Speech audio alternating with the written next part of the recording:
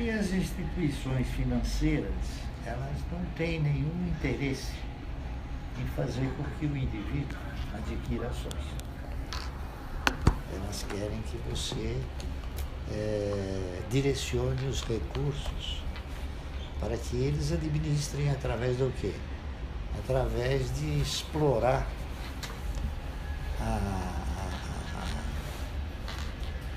a cristalização do indivíduo, a cristalização que ele teve no sentido de ser um agiota.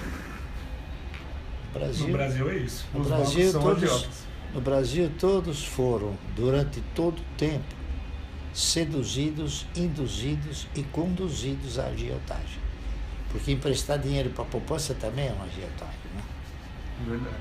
É oficial, mas é uma agiotagem, né? Porque você não faz a riqueza, você não gera e nem faz a riqueza circular. Então as instituições financeiras, elas são muito responsáveis por isso. E, historicamente, nós temos também fatos que comprovam essa minha afirmação. Outro fator que me deixa muito à vontade para comentar, não é para criticar, mas para comentar, é que a Bolsa também não tem interesse em que o indivíduo exercite uma cultura de investimento capaz de conduzi-lo à formatação de um portfólio previdenciário. Entendeu? A Bolsa quer que você seja um especulador, porque é aí que ela se beneficia através das taxas, das taxas de registro e dos emolumentos que elas cobram do indivíduo. Então, essas duas instituições, elas não têm interesse que você seja um investidor. A Bolsa tem interesse que você seja um especulador, não um investidor. É verdade, tem razão. E nós tivemos já um exemplo, evidente, que o governo, num determinado momento da história, o governo se preocupou em tentar criar esta mentalidade de investimento. Foi quando o governo criou um mecanismo chamado Decreto-Lei 157. Vocês ouviram falar? Não. O Decreto-Lei 157, eu não me recordo, foi na década de 60, 67, parece. O governo criou um mecanismo chamado Incentivo Fiscal para a compra de ações. E foi um mecanismo aceito, né? com bastante interesse, principalmente eu na época era diretor da Ordem dos Economistas e vi esse decreto com muita satisfação, porque era uma coisa que a gente tinha como inspiração, né? Fazer com que o indivíduo, através da participação no segmento acionário, ele produzisse uma carteira que pudesse lhe garantir um futuro, né? E uma renda mensal adequada, né? Mas, lamentavelmente, após a implementação desse decreto, que foi exatamente na época da nossa chamada ditadura, aí teve um cidadão que tinha muita influência junto à área militar, e ele era presidente de um banco chamado Banco Univest.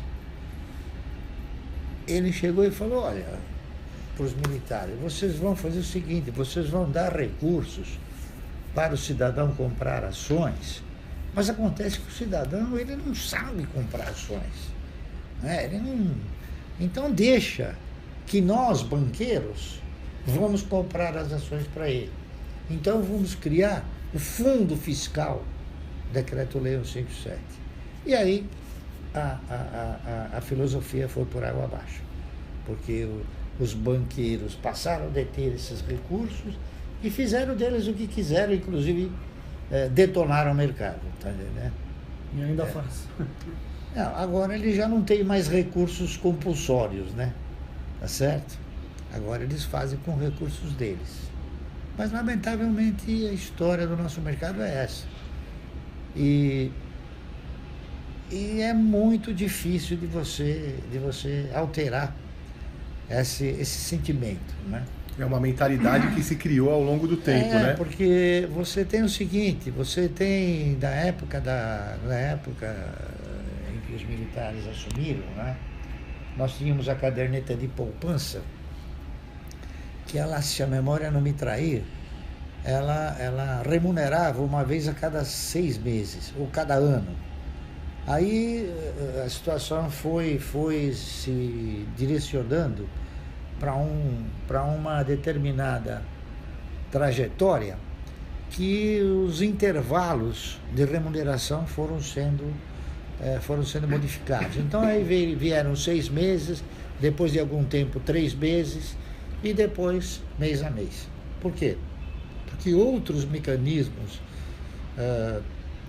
de aplicação também assim o fizeram. Nós tínhamos, por exemplo, um mecanismo chamado Open Market, né? Que você aplicava o dinheiro por um dia, né? E depois nós tivemos um mais ágil ainda, que era o Overnight, que se aplicava durante a noite, quer dizer, o dinheiro dormia e era remunerado. Então, isso tudo foram criações das instituições financeiras. E não há Cristo que possa modificar isso. Por quê? Porque, lamentavelmente, você vai à CVM, ela nem te ouve, né? Porque ela acha que ela tem assim, preocupações muito mais importantes do que criar um mercado mais dinâmico e capaz de... E democrático, né? Democrático ele seria, né? Seria democrático se fosse um mercado aberto a todos, né? E com possibilidade de participação mais assim, mais frequente, né? Mas lamentavelmente você pode criar o site que você quiser, que eu acho que você será sempre abafado. Pelo mercado. Não. Pela esses organismos, por esses organismos, pelo sistema por esses organismos que foram criados e que são essa que é a grande realidade. Então, há um ditado que diz o seguinte: na terra de cegos, quem tem um olho é rei. E lamentavelmente o brasileiro não tem nenhum olho, está entendendo? Porque nós somos um país que cultua um mercado pobre e uma bolsa rica, entendeu? Por quê? Por causa exatamente desses privilégios todos, né? Que, afinal, eu considero que são privilégios odiosos, entende? O mercado, ele está assim, sem quem o proteja. Dizer que a CVM o protege é uma fantasia, tá entendendo? A CVM, só para ilustrar para os nossos jovens, é Comissão de Valores Mobiliários. A CVM se transformou ao longo do tempo num órgão de arrecadação. E não de regulação, né? Não, o negócio dela é arrecadar. Esse é o objetivo principal. Só que não está na lei esse objetivo, né? Os objetivos são outros, mas esse se transformou num objetivo principal. Perfeito. Olha, a gente fez uma introduçãozinha aqui com o senhor Luiz Barsi Filho, e hoje, dia 16/6/2016, praticamente 10 horas da manhã, a gente trouxe aqui o jornalista Felipe e eu, Flávio Muniz, para bater um papo com o senhor Luiz Barsi e absorver um pouco desse conhecimento. O senhor Luiz Barsi é um dos maiores investidores da Bolsa de Valores há mais de 40 anos, né, senhor Luiz? Investe na Bolsa. 48 anos investe na Bovespa. E eu não invisto na Bovespa. Eu invisto em bons projetos, tá entendendo? E, lamentavelmente, você só pode ter acesso a esses projetos através da aquisição de ações. Mas o objetivo principal é você ser sócio, tá entendendo? De bons e vitoriosos projetos. Né? A estratégia do senhor Luiz Barsi nunca foi uma estratégia especulativa. Ele sempre investiu na empresa, ele é sócio das empresas. Então, senhor Luiz Barsi, eu gostaria de começar a nossa breve entrevista com a rotina do senhor. Como que é a rotina do senhor, tanto pessoal, sair de casa, chegar aqui na corretora, e a rotina do senhor na corretora? Como que é o dia a dia do senhor? Só para a gente entender. É o dia de um cidadão comum que exerce uma profissão. Eu sou um profissional de mercado, né? Sou economista e eu venho aqui, acompanho o desenvolvimento das empresas, né? O desenrolar de novos projetos, e isso vai ocasionando este acompanhamento que é diário, né? Eu venho diariamente aqui. Isso aqui, na verdade, é um tricô para mim, né? Tá certo? Sim, é um hobby. É um hobby, então pode-se dizer isso, né? Mas eu venho aqui mais para administrar a minha carteira, não é isso? E me inteirar de todas as novidades, de todos os acontecimentos socioeconômicos, não é isso? As modificações que as empresas, porventura, venham a determinar, enfim. Eu venho para me inteirar da mesma maneira como qualquer outro profissional de outra atividade qualquer se inteira da sua atividade, não é isso? Perfeito. E eu, estudando sobre a longa trajetória do senhor no mercado de ações, eu vi que o senhor não é muito adepto do computador. O senhor opera pelo computador? Como é que o senhor faz esse... Não é questão de eu não ser adepto do computador.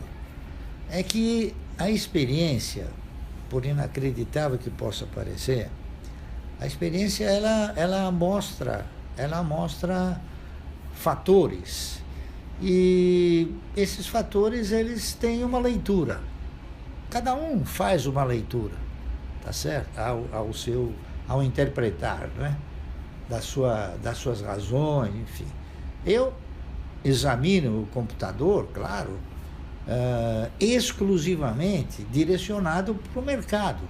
Então eu acompanho as variações, acompanho quem está vendendo, quem está comprando. Como eu tenho muitos anos de mercado, a gente tem uma sensibilidade, tem um feeling, né?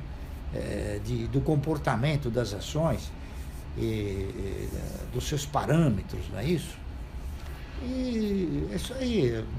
Eu não sou adepto a ter um computador para ficar consultando o computador assim sobre milhões de assuntos que o jovem hoje faz, né? Tá certo? Porque o jovem hoje, através dos celulares, eles entram na internet e se familiarizam com assuntos que às vezes eles não trazem nenhum resultado para eles, né? Aliás, só traz resultado para as operadoras de celular, não é isso? Essa aqui é a realidade. Exatamente. Então eu tenho um celular, mas eu só uso exclusivamente para ligar aqui para a corretora ou quando tenho que fazer alguma ligação. Senhor Luiz, o senhor falou uma coisa muito importante. O senhor falou que o senhor tem um feeling no mercado de ações. O senhor acredita que um jovem que não tem conhecimento nenhum de ações, ele é um leigo, completamente leigo, se ele começar a estudar, a começar a acompanhar os determinados papéis, ele consegue atingir esse nível de maturidade, de maturação no mercado? O nível de conhecimentos, ele se consolida na razão direta do tempo, na razão direta das experiências por que você passa, não é isso? Então, um jovem que nunca comprou ações, ele pode alcançar o sucesso no seu portfólio, mas ele vai ter que se submeter a orientação de um profissional que o conduza a isso. Tá certo? Eu, até há pouco tempo atrás, eu dei uma entrevista para uma revista que era do Centro de Diagnóstico Brasil, se a memória não me trair, porque o cidadão perguntava para mim o seguinte: como é que o médico faz para poder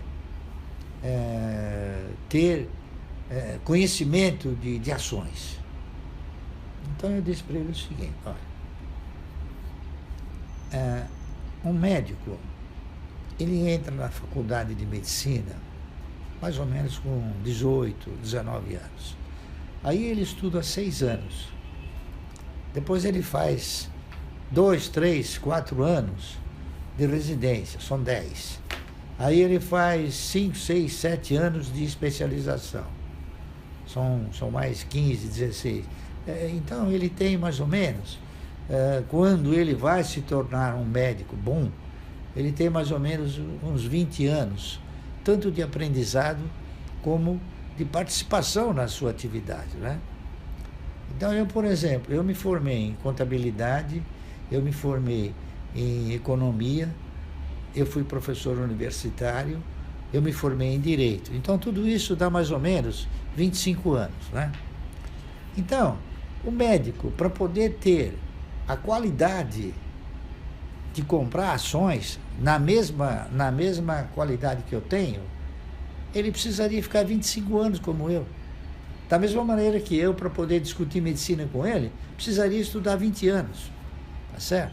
Então, quando se fala no mercado de valores, as pessoas distanciam aquilo que seria o bom senso e o natural.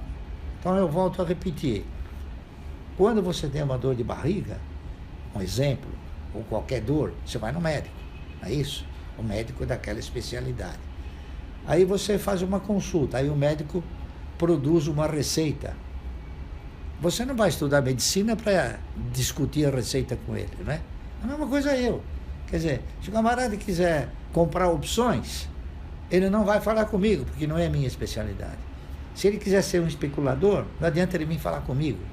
Agora, se ele quiser formar uma carteira de previdência, ele tem que vir falar comigo. Está entendendo? Então, aí eu vou orientá-lo. Se ele quiser formar a carteira de previdência dele, tudo bem, não há problema nenhum. Só que dificilmente ele vai conseguir. Você está entendendo? Porque ele não tem esses longos anos de experiência que vão lhe possibilitar o quê? Entrar nos momentos certos, sair no momento certo, se por acaso tiver que sair, comprar na hora certa, formatar quais são os papéis para que ele possa formar um bom portfólio previdenciário. É isso aí. Senhor Luiz, o senhor agora aguçou a curiosidade dos jovens. O senhor falou que especulação não é com o senhor, que o senhor não opera opções, o senhor trabalha visando a aposentadoria, visando a aposentadoria. Como um jovem poderia ter uma recomendação dessa com o senhor? O senhor trabalha através da sua corretora, o senhor presta consultoria. Como que um jovem teria acesso a beber dessa água?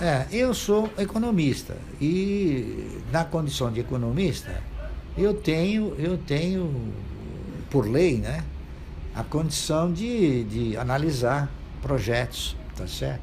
De orientar e de sugerir aplicações, tá certo?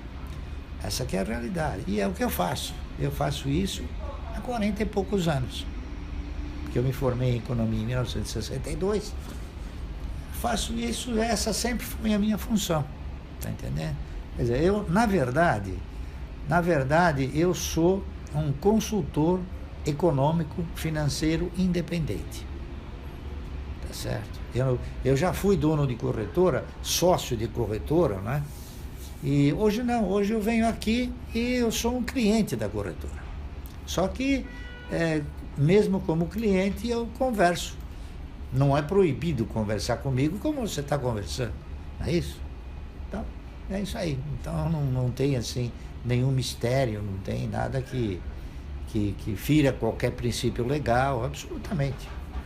Perfeito. Eu tenho uma pergunta que foi até colocada por um dos nossos seguidores no site do Espalhando, que pergunta: quais são as vantagens que os jovens têm para investir na Bolsa? E aí um link com a questão da crise. Como que o senhor enxerga essa crise, essa recessão que vem desde o ano passado, se carrega por esse ano, a questão da troca do governo? Como o senhor enxerga isso como uma crise ou existem oportunidades na Bolsa de Valores? Existem ações que podem ser compradas nesse momento de crise? Os melhores momentos de se investir no mercado são exatamente os momentos que são avaliados como momentos de crise, né? Cada um de nós tem um sentimento de crise, do que é a crise. Eu tenho um sentimento um tanto quanto diferente. Não é diferente, quer dizer, é o meu sentimento, né? É que a maioria tem um sentimento diferente. Eu tenho como certo que o mercado de ações aqui no Brasil, ele não é um mercado de risco, ele é um mercado de oportunidades. Universalmente falando, o mercado de ações, ele é um mercado de risco. Isso em termos universais. Nos mercados desenvolvidos, você tem uma relação preço-patrimônio, onde você situa, onde você circunstancializa o seu risco, você dimensiona o seu risco. Vou te dar um exemplo prático. Nos Estados Unidos, na Holanda, na Alemanha, enfim, os países desenvolvidos, você tem ações que o valor de patrimônio é 1, tá certo? E ela custa 40. Então ela custa 39 vezes mais o seu valor de patrimônio. Isso significa dizer o seguinte, que se você comprar esta ação, você está assumindo um risco 39 vezes superior ao valor intrínseco da empresa, que é o valor de patrimônio.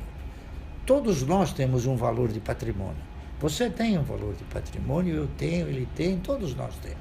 Só que como você não é uma empresa de capital aberto, o seu valor de patrimônio é aquele formado por bens, direitos, valores e obrigações. Você tem bens, direitos, valores e obrigações. Todos nós temos. A empresa também tem. Só que a empresa, como ela possui ações, você pega a somatória desses bens, valores, direitos e obrigações, o resultado dela, e você divide pela quantidade de ações. Então você tem o quê? Você tem um valor patrimonial da ação. O valor patrimonial da ação é aquilo que representa o seu patrimônio. É aquilo que efetivamente ela vale. Tá certo? Então, nesses mercados desenvolvidos, você exerce a sua opção de compra dentro de uma determinada análise, porque 90%, 95% das ações que são negociadas, elas são negociadas bem ou muito acima do valor de patrimônio. Então, tudo aquilo que é adquirido muito acima do patrimônio, você assume o quê? Você assume um risco que você dimensiona na razão direta de quantas vezes você paga por esse patrimônio, tá certo? Aqui no Brasil, 90% das ações são cotadas abaixo do patrimônio. Então, eu não vejo, eu não tenho risco aí, em termos de análise, né? Então, você tem a oportunidade. Então, enquanto nos países você considera o mercado de valores como um mercado de risco, aqui eu considero um mercado de oportunidades. Então, você seleciona essas oportunidades dentro de um padrão de conveniência, tá certo? Então, esta seleção, você implementando todos os fundamentos que você deve implementar, para poder adquirir uma ação dentro desse conceito de oportunidade, você faz os comparativos, não é? Por exemplo, hoje você tem um mecanismo de aplicação que os bancos eles vão e direcionam a você quase que de uma forma impositiva, tá certo? Então eles te conduzem a você aplicar emprestando. Então eles te direcionam para a agiotagem. Eles continuam exercitando esta educação, e dificilmente o cidadão vai mudar essa opinião. Por quê? Se você fizer uma experiência que nós já fizemos, o Jornal Valor Econômico já fez uma experiência, dois repórteres foram em diversos bancos aí, então eles chegavam ao indivíduo, né, que era o gerente de aplicações, e falavam: olha, eu tenho R$200 mil e eu quero aplicar na Bolsa, mas a longo prazo. Então todos eles eram aconselhados, né? Não, você está louco, você vai comprar ações, isso aí é risco, você pode perder. Tá entendendo? Então, lamentavelmente, o jovem nunca foi assim alertado, né? Lembrado de uma coisa interessante. Em 1989, quando o Collor assumiu, ele encilhou, ele encurralou todos os valores que estavam disponíveis no mercado em termos de recursos. Quem tinha caderneta de poupança ficou bloqueado.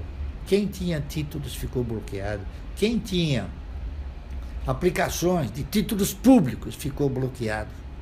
Todos ficaram bloqueados, menos as ações.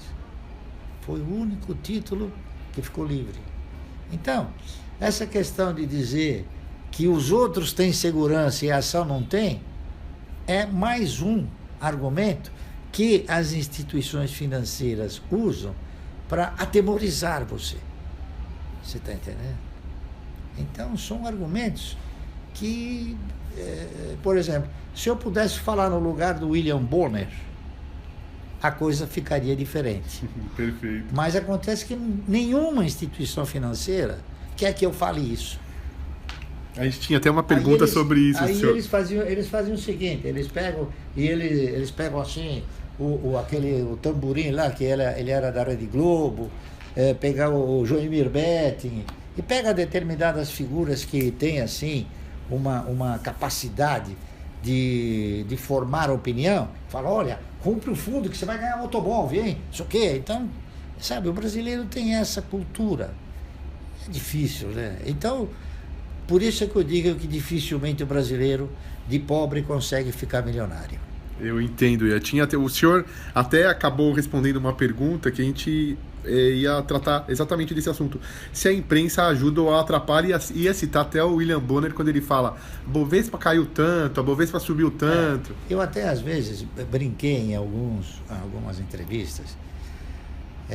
Eu dizia o seguinte: de vez em quando o mercado tem algum problema que cai, agora ele não está fazendo tanto assim, mas ele chegava e falava assim: a bolsa caiu.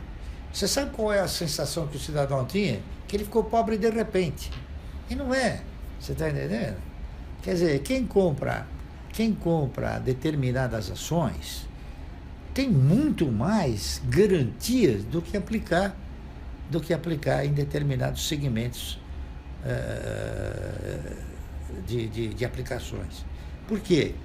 Porque o cidadão, aqui se discute uma coisa chamada educação financeira. Eu acho que educação financeira é um negócio simples de você definir. Ou seja, nunca gaste mais do que você ganha. Acabou. Essa é a sua educação financeira. Então você não tem uma trajetória de erudição para chegar a isso. É simples. Agora, o que eu sempre propugnei no mercado é que você tenha cultura de investimento. É diferente de uma educação financeira. Cultura de investimento, em última análise, significa você traduzir. Eu vou colocar meu dinheiro aqui e quem vai gerir esse dinheiro? Quem vai administrar? Onde ele será aplicado? Isso é uma cultura. Então, quando você coloca o seu dinheiro comprando, vamos supor, títulos públicos, seja ele qual for, você está dando dinheiro na mão do Manteiga, que é um inepto, né? Tá certo? O senhor diz do tesouro, né? O tesouro direto. Você está botando na mão dele. Então, olha o que eles fizeram com a Petrobras, né? Botaram a Petrobras na mão do PT, na mão do PMDB. Então, pergunta se eu tenho ações da Petrobras. Eu não tenho. O senhor não tem ações da Petrobras? Por quê? Porque a Petrobras, lamentavelmente, é uma empresa que deveria ser uma honra para este país, né? Uma potência, né? Mesmo que não fosse uma potência. Eles tentaram transformar a Petrobras e a Eletrobras numa potência, mas acontece que o pessoal que está lá não tem competência para isso. Você está entendendo? Não tem. Então, às vezes, o cidadão fala, porra, mas se você critica, mas qual a solução que você dá? Eu falei, eu tenho a solução. Mas se eu te falar qual é a solução, eu vou estar consagrando a mediocridade no poder. Então, deixa os medíocres pensarem. Eu penso para mim, não é uma questão de egoísmo. Tá entendendo? É por isso que eu sou fã de uma tese que prevê o seguinte: o cidadão que não tem condições nem competência para ganhar para si, dificilmente ele ganha para os outros. Com certeza. Tá certo? Então, com certeza. Senhor Luiz, só complementando a questão do risco no mercado, e o mercado de oportunidades, eu concluo dizendo o seguinte, que aqui no Brasil, 90% das empresas, elas estão abaixo do patrimônio. Então, você não tem risco, né? Você não tem risco. Se você chegar para qualquer gerente de banco, como eu já cheguei, e não é gente baixinha, não, gente supostamente, né, de cultura.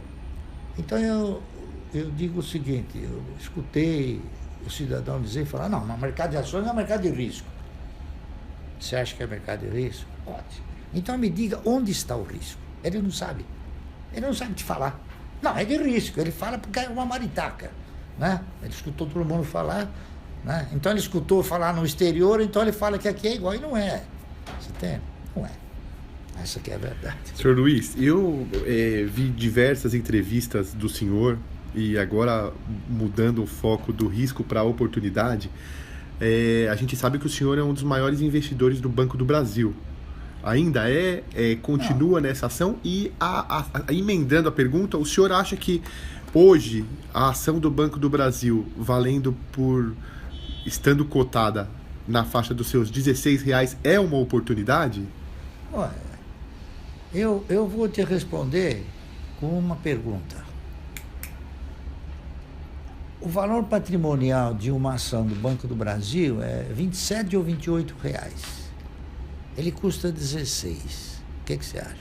Eu vejo como uma grande oportunidade. E depois você tem também um outro fator, que é um fator importante, é um dos elementos que consolidam o fundamento de se comprar uma ação. Eu compro yield, tá certo? Então, o Banco do Brasil, ele pode estar numa situação de estar se constituindo num bom yield, ou não. É a oportunidade, você entende? O que é o yield? O yield é a remuneração que você tem em função do preço que você pagou. Então, se você tem, por exemplo, uma ação do Banco do Brasil que custa hoje R$16 e o ano passado ela deu R$2,02 de dividendo no ano, Poxa, você tem 15% de yield. É melhor do que você aplicar no banco. Que investimento paga 15%? Não, tem alguns que pagam até mais, tá certo? No mercado. Então nenhum deles te pagam isso, tá certo? E outra coisa, o Banco do Brasil é uma instituição que não vai quebrar. Centenária, né? Não, ela tem 200 anos, tá certo? Ela tem 200 anos, então não vai quebrar. E esse conceito de que não vai quebrar é um conceito folclórico, você está entendendo? Porque você tem, por exemplo, há pouco tempo atrás teve um cidadão que, conversando comigo, ele disse: mas, senhor Barsi, acontece que a Petrobras, ela tem 70 anos. Pô, também 70 anos já é um período que a gente pode considerar como um período assim bastante fértil, né? De duração de uma empresa. Mas acontece que tem outras que tem 120, 130, né? A Klabin tem 120 anos, a Suzano tem 120 anos, né? Então, você tem outros papéis que também são bons. Uma empresa com 70 anos, ela já tem assim um índice de perenidade, não é? Então, só que ela tem, lamentavelmente, um estatuto totalmente furado, né? Que permite que ela se transforme numa casa de Irene, tá certo? É isso aí. Senhor Luiz, o senhor estava falando do Banco do Brasil, né? Que é uma oportunidade.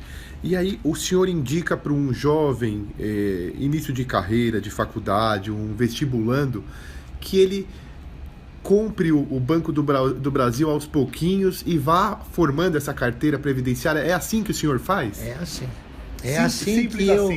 É assim que eu fiz e continuo fazendo. Só que com valores mais expressivos. Eu comecei pequenininho e fui crescendo através do quê? Através do estabelecimento de metas, tá entendendo?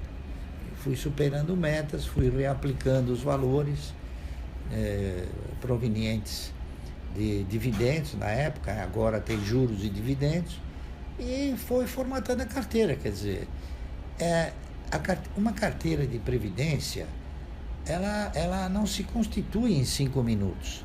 Até pode se constituir numa previdência inicial, não é?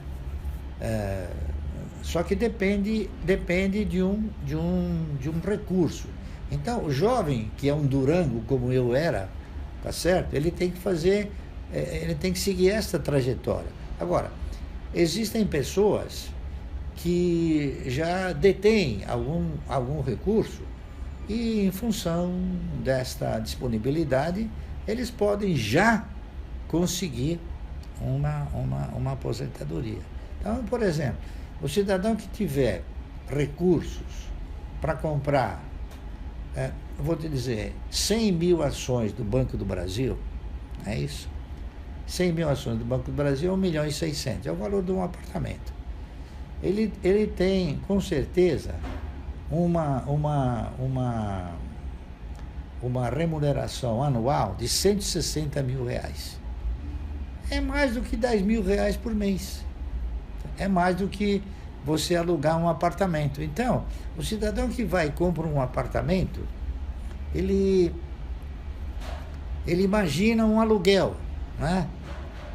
Então, ele não tem esta cultura de falar: não, peraí, você tem outras opções de mercado. Ele fica aportado, né, em comprar um imóvel porque ele acha que o imóvel tem parede, tem chão, né? É sólido. É sólido, né? Tá certo. Então é uma pessoa que tem o quê? Que tem uma cultura prejudicada, não sabe optar ou não se consulta com alguém que possa lhe oferecer. Então, de imediato, você pode já ter uma aposentadoria, de imediato. Agora, se você tiver um determinado recurso, você pode alcançar. Por exemplo, se você comprar 50 mil ações do Banco do Brasil, tá certo? Te dá 80 mil reais por ano. Você divide por 12, né? Dá o quê? 10 salários mínimos. Não é muito. Mas, Pô, é melhor do que você comprar um apartamento por 800 mil que você vai alugar por mil reais por mês. Se alugar. E outra, você tem a segurança de receber sossegado, tranquilo, né? Diante desses preços que estão aí, dificilmente você vai ter uma desvalorização muito forte. Você pode até ter uma pequena desvalorização, mas a tendência natural é a coisa se valorizar. Então, quando você formatou a pergunta crise, a minha visão de crise é a seguinte: eu sou uma pessoa que eu vou recebendo os dividendos e não é em todo instante que o mercado ele te proporciona a oportunidade de comprar. Então, você tem que ter o quê? Você tem que ter a qualidade, né, para reter aquele recurso e comprar na hora da oportunidade.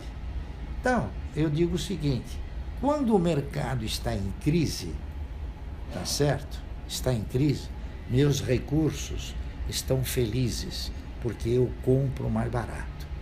Quando o mercado sobe, os meus recursos estão em crise. Eu penso dessa maneira. Perfeito. Então, não é que eu torça. Alguém já uma vez escreveu que eu torço pelas catástrofes. Eu falei, não, eu torço para que a incompetência dos gestores flua, tá certo? Ou a corrupção dos políticos flua. Para quê? Para que se crie crise socioeconômica, para que eu possa comprar bem. Tá, perfeito. E a gente, continuando nesse exemplo do Banco do Brasil, que a gente focou nesse papel do Banco do Brasil, vamos explicar para o nosso público o seguinte: hoje a ação do Banco do Brasil está barata. Vamos supor que daqui... Muito barata. Daqui um ano ela esteja o dobro, R$26. O senhor continua comprando ou aí é a hora de pensar? Não, eu já falei para você, eu não compro ações, eu compro yield. Então, o que é o yield?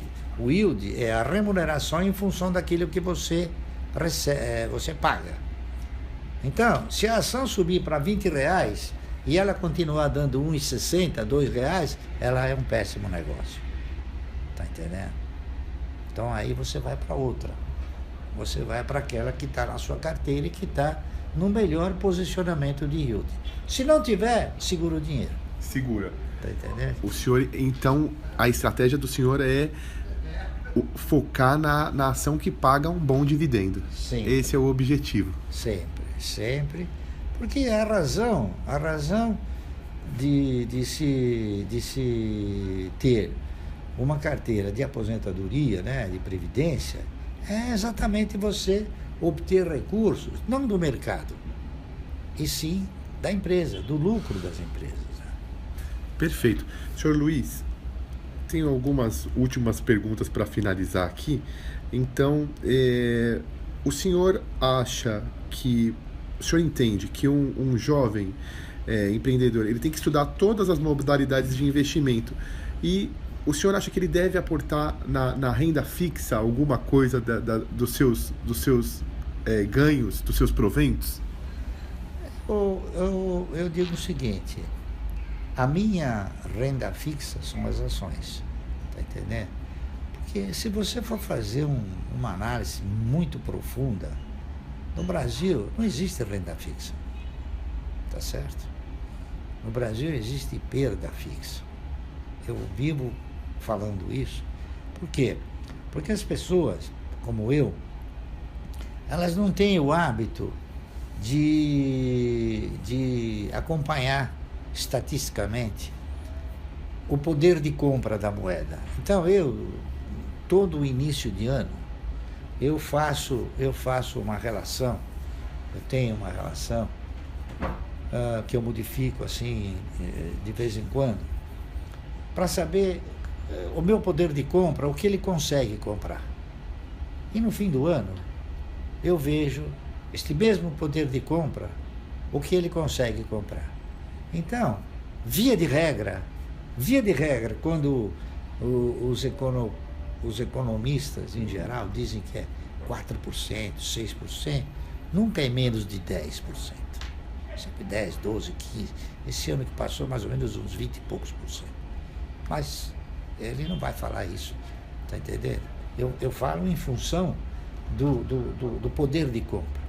Então, se você tem um poder de compra, tá certo? Que ao longo do tempo se desvaloriza 20 e poucos por cento, aí você compra um título que vai te dar 8, 9%, você não ganhou, você perdeu. Então você tem uma perda fixa. Você está entendendo? Eu analiso isso. Então é preferível você, ao invés de comprar essa suposta renda fixa, você o compra CDB, o do Tesouro. Brasil, seja o que for, desde que você não participe, né, da geração, da criação, da geração e da circulação da riqueza. Certo? Perfeito. O negócio é simples. As pessoas é que complicam demais as coisas, né?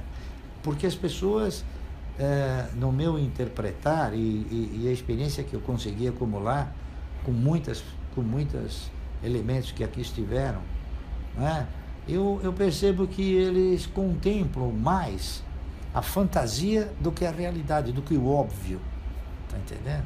O óbvio é uma coisa, nesse país, muito difícil de ser observada. Não tá na cultura, né? O brasileiro ele não foi educado desde os princípios, né?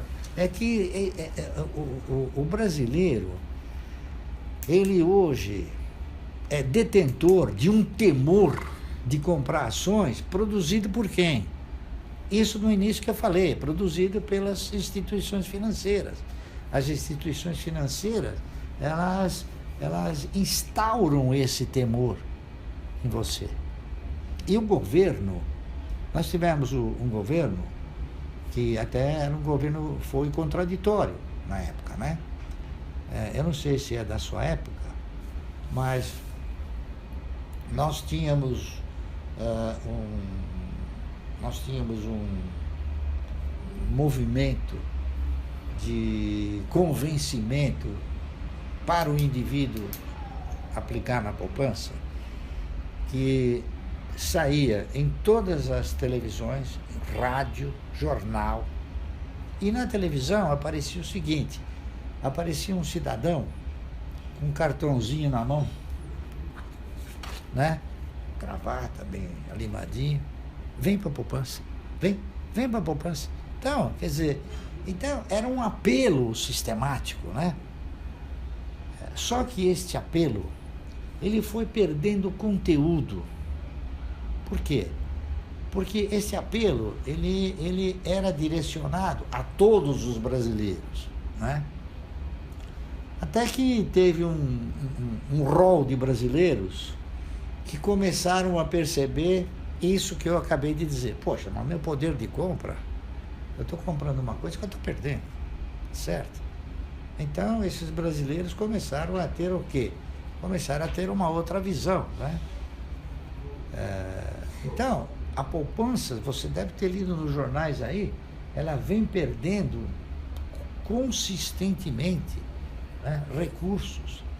Então, o que o governo fez? Ele falou: bom, eu não consigo mais convencer o indivíduo como aplicar na poupança uma aplicação qualitativa.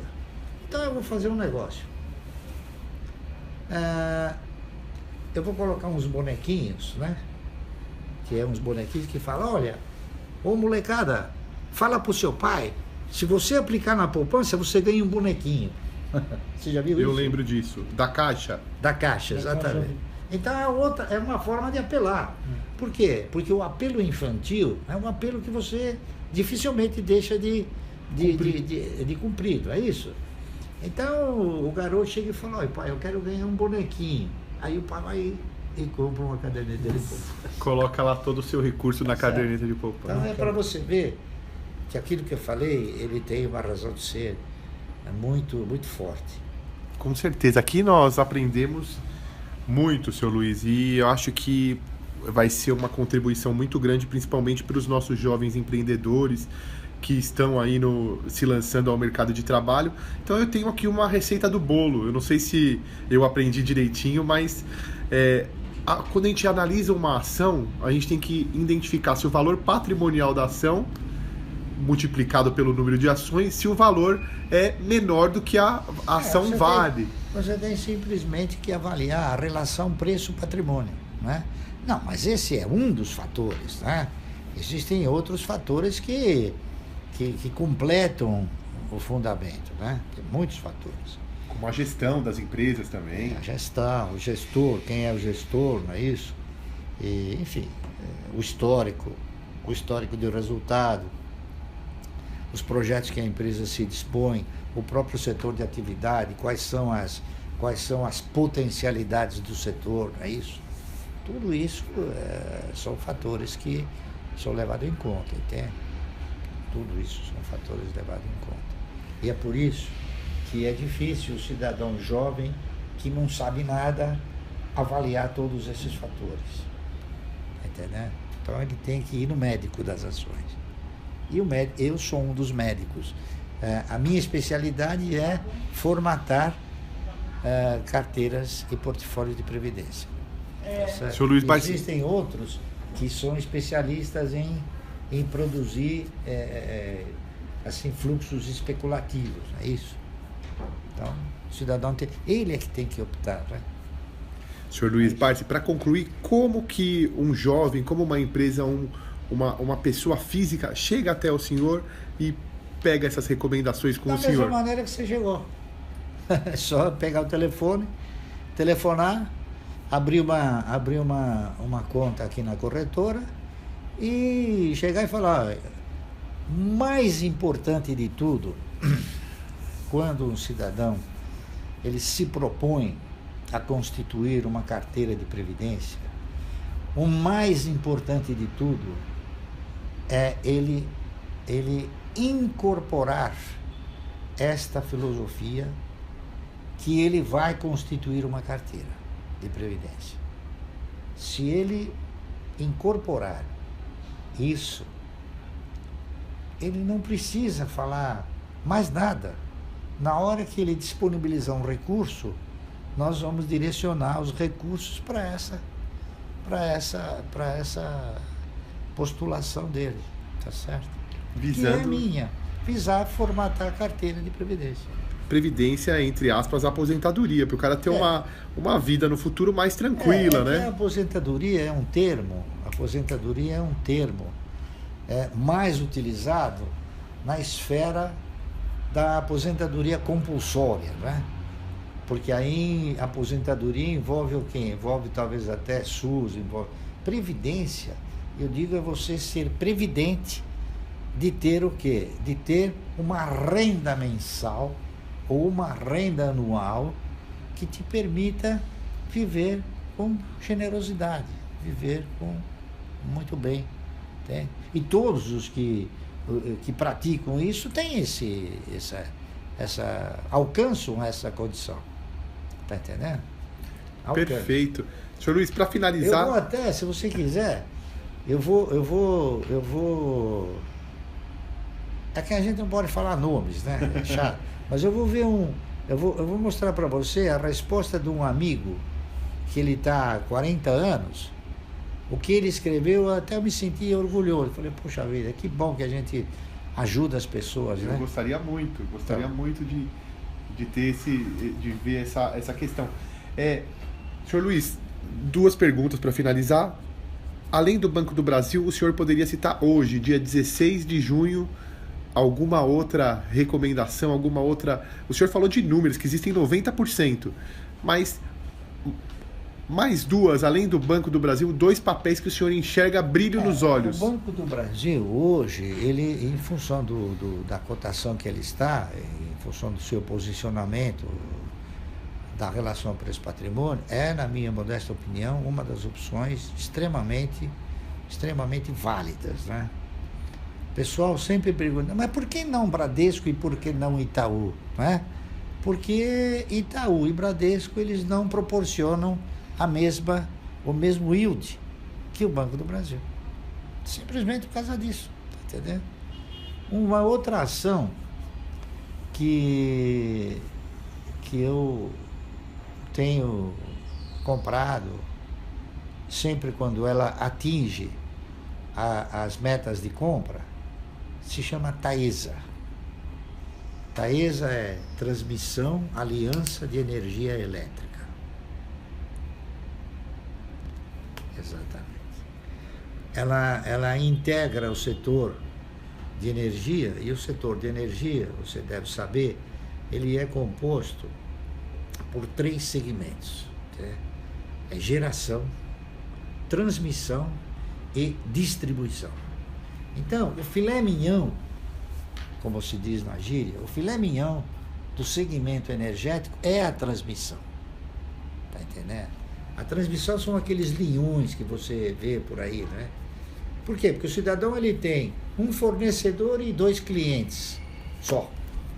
Então o custo de investimento, ele não tem assim um custo de conservação, um custo de manutenção alto. E o custo de operação também é baixo. Então, são onde se verificam os melhores retornos, né? Então, o que acontece? A Taesa é uma empresa que é de propriedade da CEMIG. A CEMIG é a controladora, né? Então, outro papel que está numa situação extremamente confortável para você comprar é a própria CEMIG. Tá entendendo? Que foi muito bem gerida no governo Aécio Neves. Agora ela está 1/4 do que ela custava. Ela custava R$20, hoje custa 5. Por quê? Porque a credibilidade do PT na gestão de recursos... Pimentel, governo PT... É uma credibilidade que o mercado, por si só, ele penaliza. Sim. Você está entendendo? Momentaneamente, né? Momentaneamente. Por isso é que é oportunidade, é oportunidade de comprar agora. Você está entendendo? Quando o seu recurso ele não está em crise. Quem está em crise é o papel gerado por quê? Gerado por causa dessa desconfiança de gestão do PT. Né? Então só aí você tem 3 papéis. Né? E hoje, por exemplo, 5, 10, 15, a CEMIG é um dos papéis tecnicamente mais baratos. Não porque existe uma diferença entre menor preço e tecnicamente mais barato, né? Tem papéis que estão com preço menor, mas tecnicamente são mais caros, por causa de todos esses fundamentos que a gente avalia. Senhor Luiz, o senhor dá preferência sempre a estatais? Não. Ou o senhor também trabalha com eu não dou privadas? preferência estatal. Eu dou preferência ao yield. Ao dividendo. Para mim, o yield, ele é fundamental. Para mim, pode ser... A empresa estatal, ela tem até uma qualidade a mais, ela não vai quebrar nunca. Tá entendendo? Ela não vai quebrar. Eu tenho ações da Eletrobras também, que a Eletrobras vem atravessando um momento difícil, né? Tão difícil como a Petrobras. Só que a Eletrobras, ela não tem a dívida que tem a Petrobras. A Petrobras tem quase 500 bilhões de dívida e a Eletrobras não tem isso. A Eletrobras, o que ela foi surrapiada, ela foi delapidada pelo governo Dilma, porque obrigou a determinadas circunstâncias que ela deixou de receber, e agora está brigando para tentar ser ressarcida de tudo aquilo que o governo prometeu e não cumpriu. Tá certo? Então ela tem aí valores extraordinários a receber. E um dos fatores de mercado é o seguinte, é você saber acompanhar quais são os papéis que são alvo de interesse de compradores, de instituições financeiras. Então você sabe, é só você ir no site da empresa, né? Por exemplo, da Eletrobras. A Eletrobras, ela tem o controlador da Eletrobras é o Tesouro Nacional, não é isso?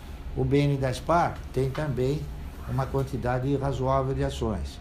Agora, existem outros que, pelo fato da Eletrobras estar numa relação preço-patrimônio abaixo de 30 centavos, né?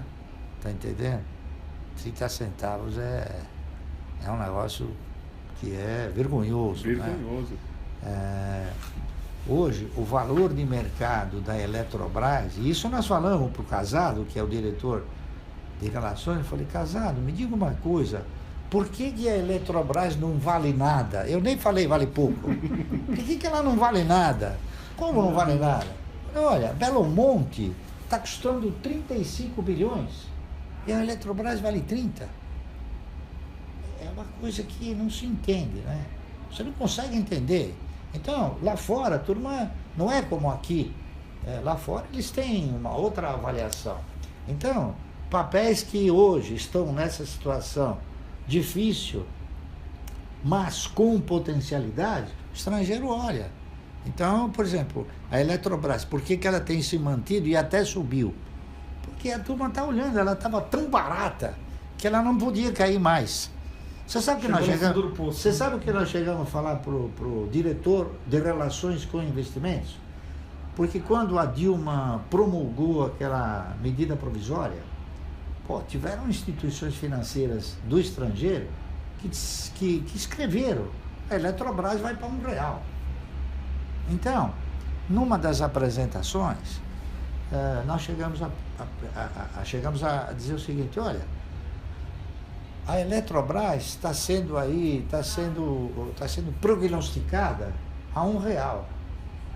A R$1, eu vou tentar comprar todas as ações para ser o controlador e mandar todos vocês embora, por incompetência. Então, sabe, isso daí machuca o cara, né? Ele pode ser um incompetente, mas ele machuca. E você não está falando que ele é incompetente, está falando que ele não consegue administrar uma empresa, né, do teor e da magnitude. Patrimônio, né? Porque, veja bem, o que nós chegamos para ele. Imagine se você tivesse que administrar uma empresa como a Klabin. Nossa. A Klabin, você tem que plantar, começa, criar a muda, cuidar das formigas, fazer a floresta, serrar a floresta, produzir a pasta mecânica, que é a celulose, branquear essa celulose, fazer o papel, cortar o papel. Olha o tamanho do processo. Né? Olha o processo. Vocês administram um bem que o cidadão paga sem consumir, rapaz. Nossa. Paga sem. Sabe o que é isso? Você vai de férias, fecha a sua casa, fecha tudo, desliga a luz. Quando você vem, a conta de luz está lá. Então, quer dizer, é um bem que você paga sem consumir. Mesmo assim, os caras não conseguem administrar. Então, o estrangeiro vê isso aí. Então, a minha visão, a minha predileção, eu diria melhor, é exatamente você aplicar nesses segmentos que você não tem um grau operacional complicado. Tá entendendo? De preferência, tudo que tem o quê? Tudo que tem reserva de mercado. Ou seja, coisas que você paga sem consumir. Em 2008, quando foi uma das centenas de crises que a gente já teve a oportunidade de estar presente, teve uma apresentação da Sabesp, né? Então, você tem os analistas e você tem também os analocratas, que são aqueles que fazem perguntas que não se entende. Que é um negócio que você dá risada depois, né? Uma das perguntas, um dos maiores analistas do mercado, em 1980, ele fez, 80, um pouco antes de 80, ele fez uma pergunta lá, esqueci o nome do cara agora, que ele comprou a bicicleta Caloi, esqueci o nome dele. Ele era o CEO da SICA. Então, ele estava explicando o seguinte, que eles estavam fazendo um projeto lá em Petrolina, que eles estavam tentando fazer com que o tomate tivesse a menor quantidade possível de sementes, né? Aí um analista falou, vocês não estudaram já a possibilidade de fazer um tomate sem semente?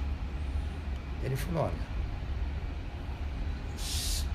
tomate sem semente não existe, senão acaba a espécie. Né? Semente é o principal elemento do prosseguimento da espécie, não é isso?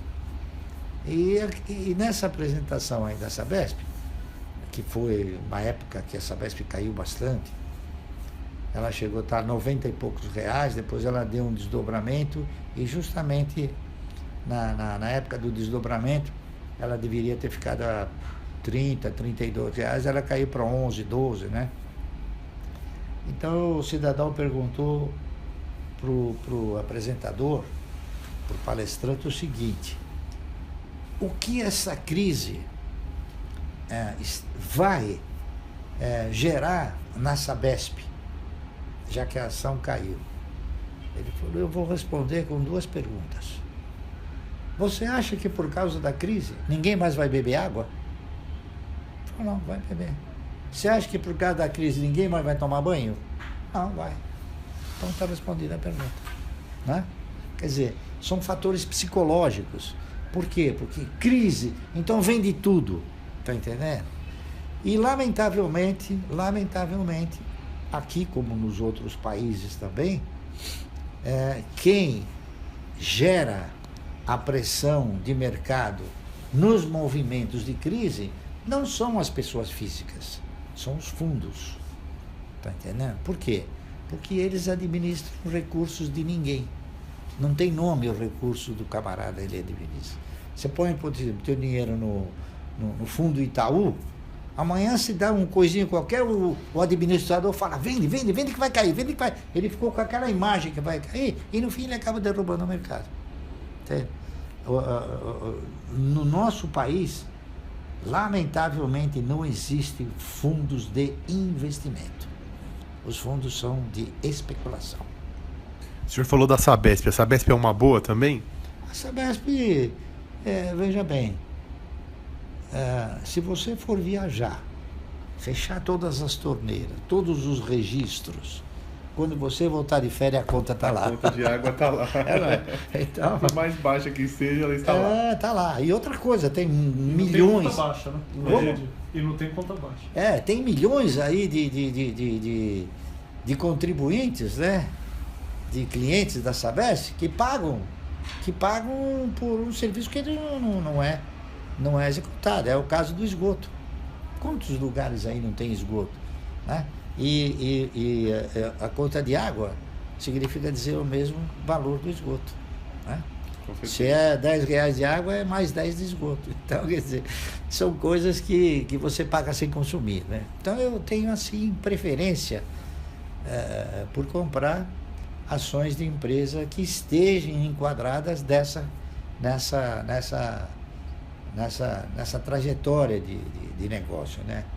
Nessa atividade. Entendeu? Então, você pega, por exemplo, olha como as coisas vão se alterando, vão se modificando.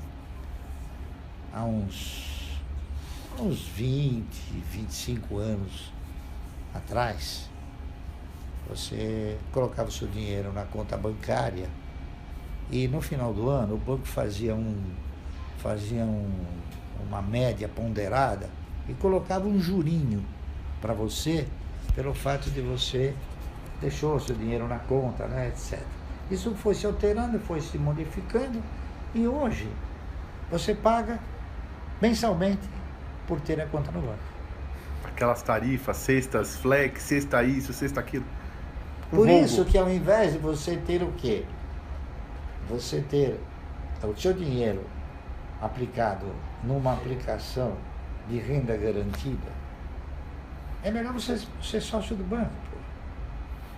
O banco, ele... Né? Ele dá essa condição, né? Ele dá, porque você compra ações, né? E também existe um sentimento que eu pratico e exercito com muita clareza. Eu não tenho a aspiração de ser dono, tá entendendo? A minha postura é de parceria. Então, há pouco tempo atrás, eu estive numa... Eu já fui 2 vezes. Como é que é? Feira do Empreendedor. Do Sebrae. Sebrae. Aí eu fui lá, olhei, vi, né? Porque é importante você olhar para tudo isso, né? Para a nossa formação é importante. Aí eu fui assistir uma palestra de um cidadão que é um professor, né, do Sebrae. Então ele mostrou, falou, explicou. Depois que ele terminou a palestra, eu disse para ele o seguinte: é só isso? Só isso. Poxa vida, eu me senti aqui, disse para ele, um cidadão que está sendo orientado e a pensar como ser pequeno. Pequenininho. O senhor destruiu ele. Não, como ser pequenininho, porque você falou, monta uma salsicharia, monta não sei o quê, monta... É assim mesmo. Então, na verdade, então eu disse para ele o seguinte: então o Sebrae, o objetivo principal do Sebrae, na minha opinião, não é você conduzir o camarada para um negócio, para um empreendedorismo, né? É você conduzi-lo para ele ser mais um contribuinte. Exato. Esse é o objetivo principal. Não. Olha, eu vou te dar um exemplo. Eu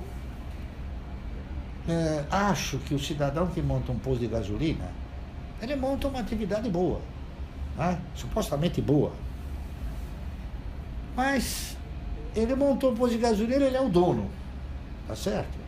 Eu prefiro ter 2%, 3% de 7 mil postos de gasolina. Aí compra ações da Ipiranga. Da Ipiranga. Que agora comprou a Lê. Tá entendendo? Exatamente. E está se transformando na... Né? Outra oportunidade. Não, a Lê é mais um... Acrescenta. Digo as ações da Ipiranga. Não, as ações da Ipiranga, elas não são uma boa oportunidade. Não são. Mas é o tal negócio, porque hoje o yield dela é um yield baixíssimo. Eu tenho ações do Grupo Ultra, mas quando o yield era pequeno, tá entendendo? Porque a Ipiranga não tem ações do mercado, já teve. Sim. Hoje não tem.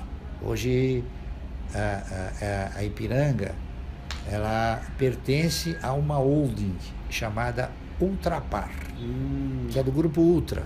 Perfeito. Eles são donos dos postos Ipiranga. Shell também? Não, Shell é da Cosan. Cosan. Eles são donos da Ipiranga, eles são donos da estrutura de distribuição Ultragás, eles são donos de uma outra empresa que também é fantástica, né? Que se chama Oxiteno, que é óxido de eteno, tá certo? E agora eles adquiriram, há pouco tempo atrás, eles adquiriram também uma estrutura de varejo chamada Extra Farma, que eles pretendem agora, seguindo aquela marca deles, né? De vai no Posto Ipiranga que tem, vai no Posto Ipiranga que tem, entendeu? Então eles estão agora estruturando a coisa de forma tal que num posto de gasolina você não vá só comparecer para exercitar um movimento desagradável, que seja o quê? Colocar gasolina que tira dinheiro do seu bolso. A filosofia deles é o seguinte, que você vai ao posto de gasolina com prazer. Então, eles pretendem ter a maior rede de padaria do Brasil, a maior rede de farmácia do Brasil, entendeu? Enfim, e outras coisas mais, né? Então, você hoje tem, você vai no posto de gasolina da Ipiranga e está se modulando isso, não está pronto ainda, né? Mas estão modulando os postos dessa direção.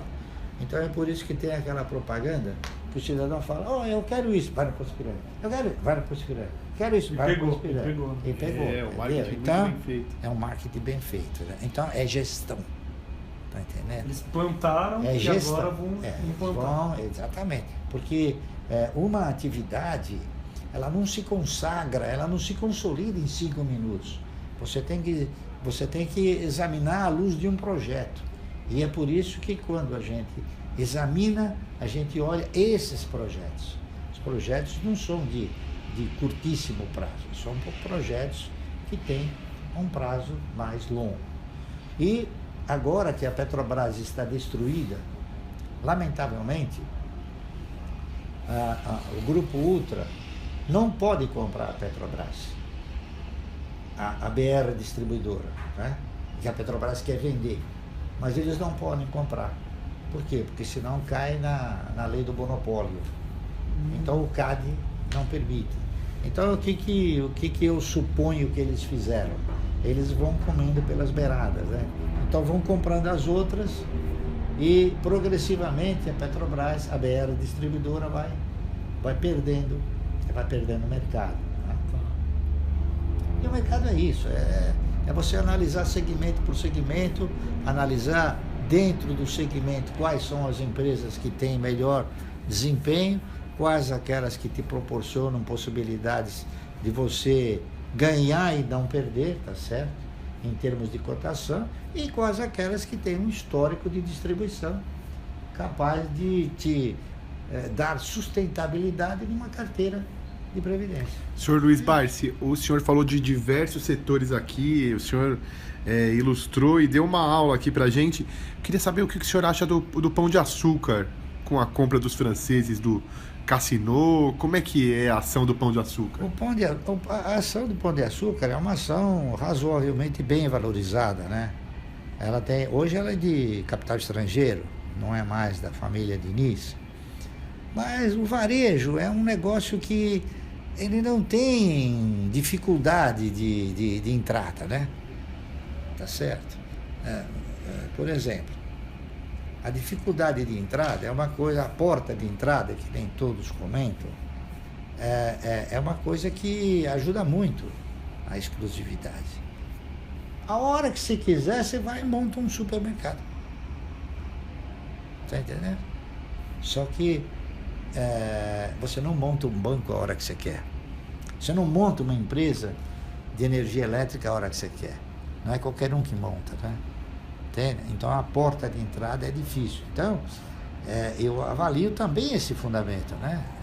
Tá entendendo? Então, é que o brasileiro não enxerga isso, lamentavelmente. Ele ainda prefere montar uma farmácia do que comprar 20 mil postos de distribuição de remédio, né? Então eu enxergo isso por quê? Porque eu não tenho o sentimento do dono, eu tenho o sentimento do parceiro. Tá certo? É isso aí.